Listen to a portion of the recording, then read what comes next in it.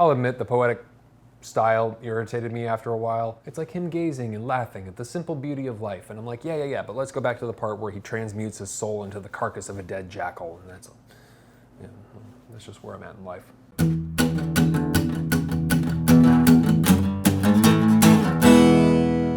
Better than food, man. Good afternoon, everyone. Welcome to Better Than Food Book Reviews. I'm your host, Cliff Sargent. How are you? Great to see you as always. Today is Siddhartha by Hermann Hesse. In very simple terms, Siddhartha is about a man trying to understand himself and reality. It's about the Buddha, and simultaneously not about the Buddha. It helps to come into it knowing the story of the Buddha, who was raised in a palace built by his father, lived a really privileged life, sheltered from the outside world, then finally when he's in his 20s, I think he's exposed to the outside world, to sickness and death, and he decides to become an ascetic. He decides to live a life of deprivation in order to try and find the path to eliminate suffering, and he developed this path of balance referred to as the middle way. The idea is that it transcends the limits of thinking in terms of things in the world as only good or bad. A balanced perspective, not living in the extremes. In an oversimplified way, that's what this story is about, as it demonstrates the importance of the good and bad experiences that allow for the enlightenment of the protagonist, Siddhartha. The name Siddhartha means one who achieves his goals. It was also the name of the Buddha before he gave up that life and became the Buddha. His original name was Siddhartha Gautama. So this parallel story is a different Siddhartha's story through the many cycles of his life, achieving wisdom. The ascetic ones and the self-indulgent ones, the meaningful, the hedonistic, and the nihilistic, all the different cycles that we go through in a life, all the different kinds of people we are, in different situations we find ourselves in, failing and then succeeding and then failing much, much, much worse, going through all sorts of crises and depressions, and actually it leads all the way to, not quite an attempt at suicide, but something pretty close. So all these different phases of life, from son to student to ascetic to lover to father, the full cycle, the full lifetime. In the beginning, Siddhartha and his friend Govinda become ascetics, samanas. A life of deprivation, of begging, lots of fasting, lots of meditation, very, very dark period. Through the grapevine, they hear about the teachings of Gautama Buddha, and they go to see him, to learn from him. Govinda, Siddhartha's friend, is so impressed that he stays. But Siddhartha realizes that whatever the Buddha realized that allowed him to become enlightened, he can't teach that to anyone else.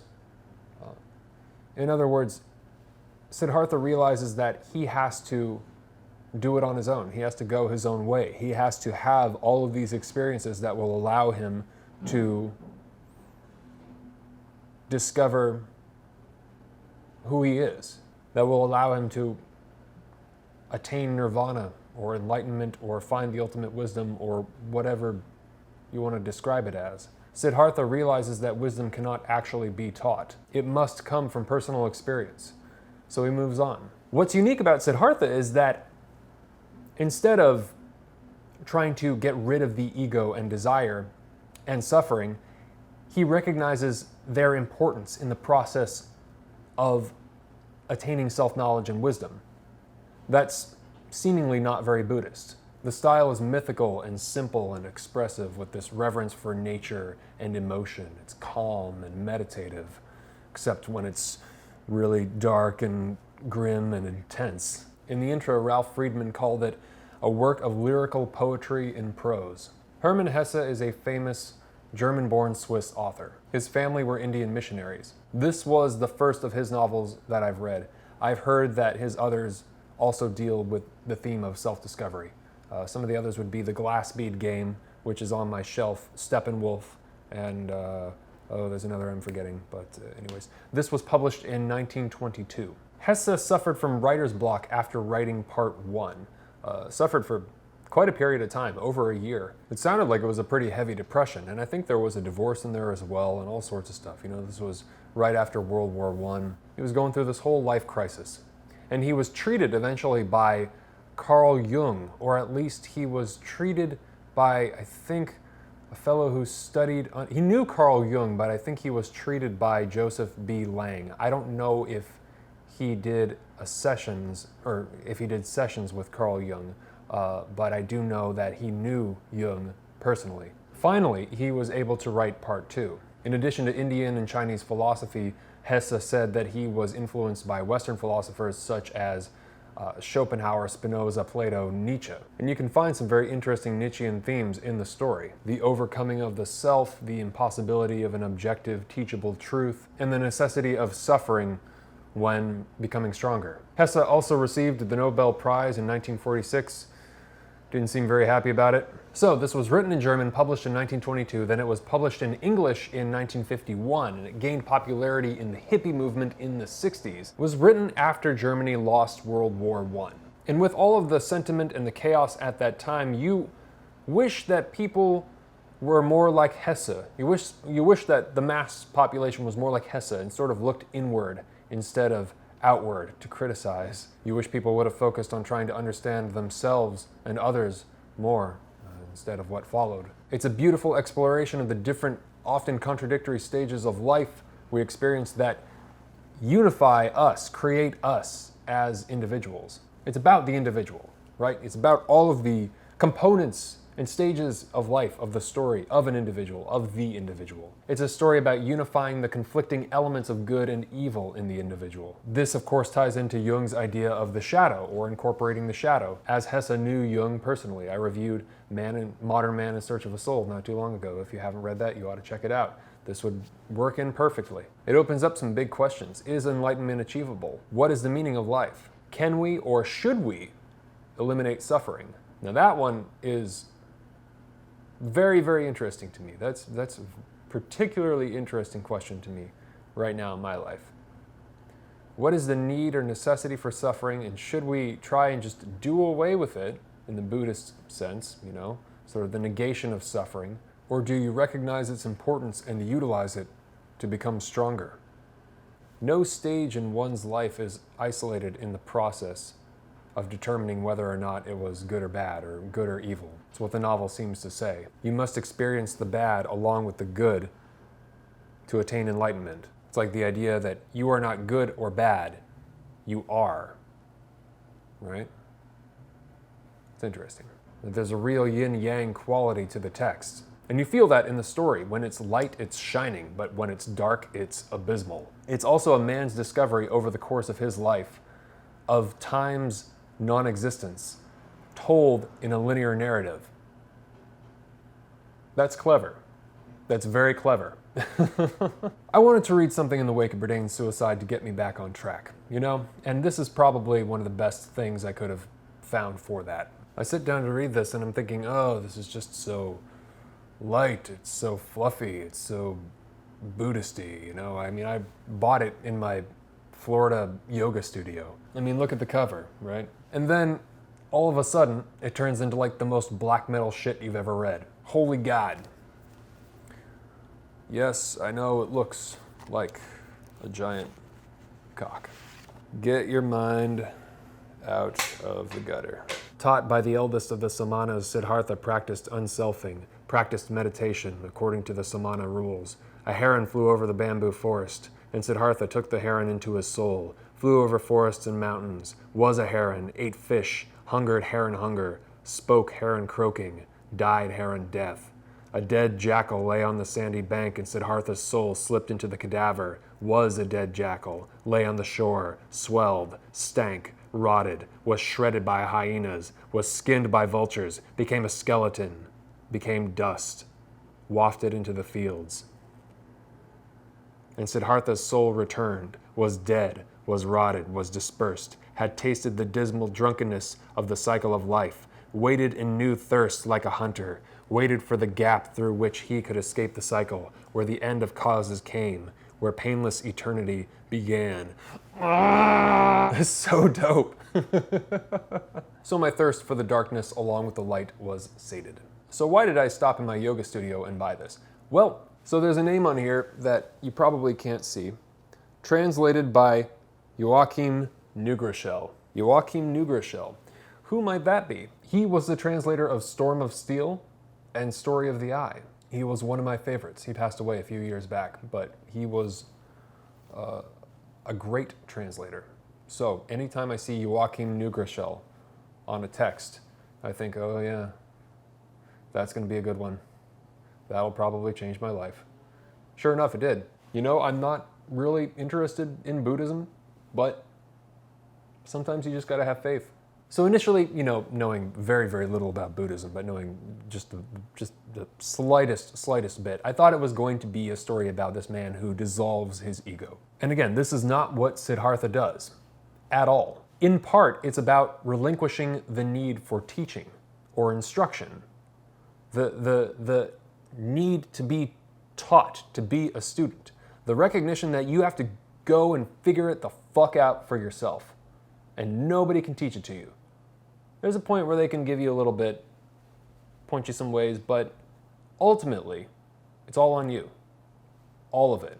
The realization that wisdom cannot be taught or imparted. That only experience, i.e. suffering, will truly teach an individual. This is an era where we are constantly seeking to learn from the failures of others. And often that's what parents want to do. They think they're going to be the best parents because they're able to impart wisdom onto their kid, you know, who's going to grow up and be this genius, you know, because how could they not? You know, their parents have succeeded and failed and so on and so forth, and so they can save their kid from having to do make the same mistakes that they did.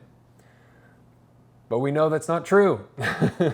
It doesn't work like that. We're constantly trying to save ourselves from the fate of those who came before us, or those who we've decided are wiser than us, or have something to teach us. I mean, I'm no different. For example, I'm trying to read this book to cope in part with the suicide of my hero. Yeah, sure, it may pass on some useful information, but it's true. I am the only one who will be able to deal with it, come to terms with it, myself. Now, what's interesting is that you could say that I learned that from the book. So is the teaching of wisdom actually impossible?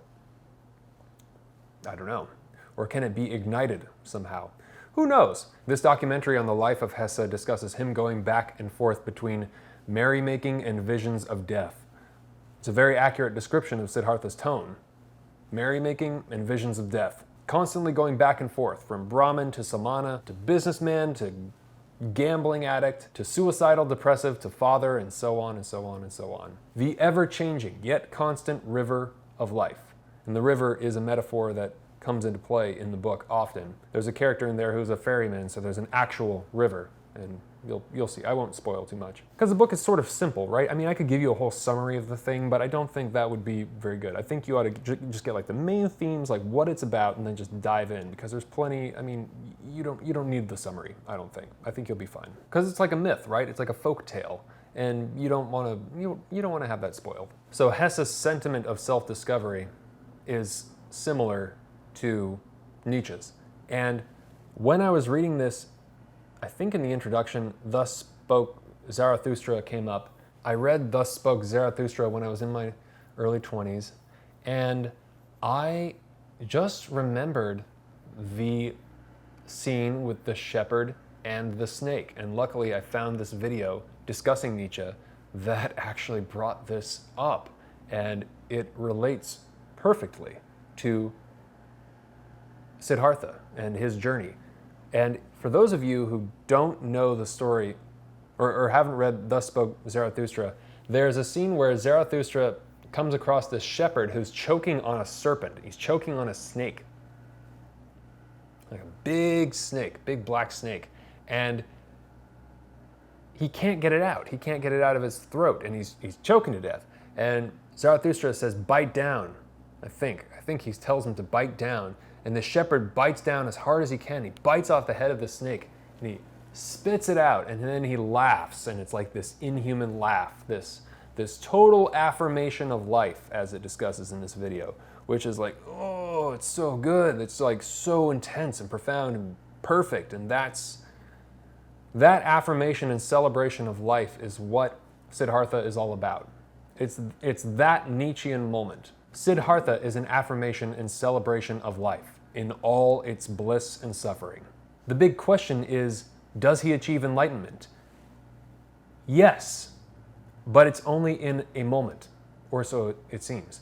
And it's so interesting that image is what stuck with me from Zarathustra, that moment where he bit off the snake's head. Because I didn't know how I don't know Nietzsche very well, and so I was wondering how I was going to bring it in, but I just remembered that scene in particular stuck with me, and I was like, man, I wish I could bring that in here somehow. But that's what it is, that moment of the affirmation of life, which is really what I needed to get out of this, the affirmation, the celebration of life. What is life affirming is what is, that's the meaning of life, essentially, for Nietzsche and for Hesse. But if time is an illusion and doesn't exist, like he says or discovers in the book, Siddhartha, if we can never escape the present, what is the difference between that moment and eternity? I don't know. Nietzsche thought it was that way too, it seems. But I don't want to say too much because, again, I need to read a lot more of him. But I found this quote in The Will to Power, which I have not read, but I liked this quote. If we affirm one single moment, we thus affirm not only ourselves, but all existence. For nothing is self-sufficient, neither in us ourselves nor in things. And if our soul has trembled with happiness and sounded like a harp string just once, all eternity was needed to produce this one event. And in this single moment of affirmation, all eternity was good, redeemed, justified, and affirmed. That's beautiful. That's beautiful. And that goes right in line with Siddhartha, sort of what would be, I don't know if you'd call it the climax, but sort of like the peak at the end of the book, the enlightenment part. Read that and then think about that quote. I'll admit the poetic style irritated me after a while. It's like him gazing and laughing at the simple beauty of life. And I'm like, yeah, but let's go back to the part where he transmutes his soul into the carcass of a dead jackal. And that's just where I'm at in life. As it's discussed in this nice documentary on Hesse that I've linked to in the description box below, Hesse got a lot of letters. And once this 18-year-old sent him a letter and asked him, what's the most important thing in life? Hesse often answered a bunch of these letters. He thought it was sort of his duty, it seemed. Hesse asked his publisher, and his publisher said, I have no idea. So Hesse said, let's ask Confucius. Confucius said, to be faithful to oneself and good to others. And that seems to fall directly in line with the wisdom of Siddhartha. The Buddha can't give you wisdom, and neither can Hesse, as he writes in the book. But he can point you in the direction of it. And honestly, what could be a greater accomplishment for an author? Better than food. So who should read it?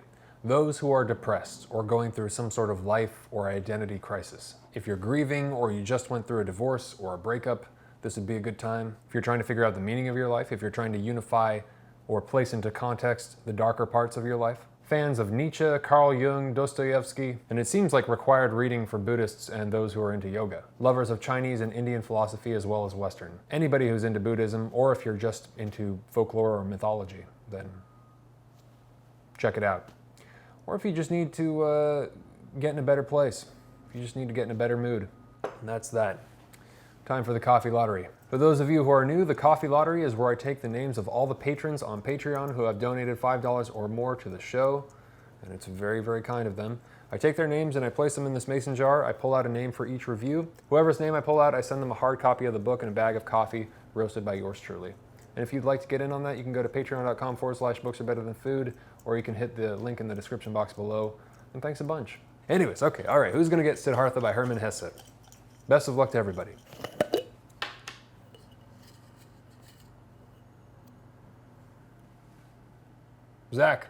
Zachary. Cool. Zachary, who's a nice guy. Zachary's going to get Siddhartha by Hermann Hesse. Thanks a bunch, Zachary. And you're going to get some coffee too, if you drink it. If not, we'll figure something out. But all right, subscribe if you have not already. It would really help me out. Really appreciate it. A like on Facebook would also be awesome. Always remember, die reading, drink your coffee, meditate, exercise, all that jazz. Okay, go for walks. If you support the show on Patreon, you can also get access to patron-only reviews or Skype time if you had any questions about books or you wanted to chat about stuff or anything like that. So take care and I'll talk to you soon. Have a good one. Ciao.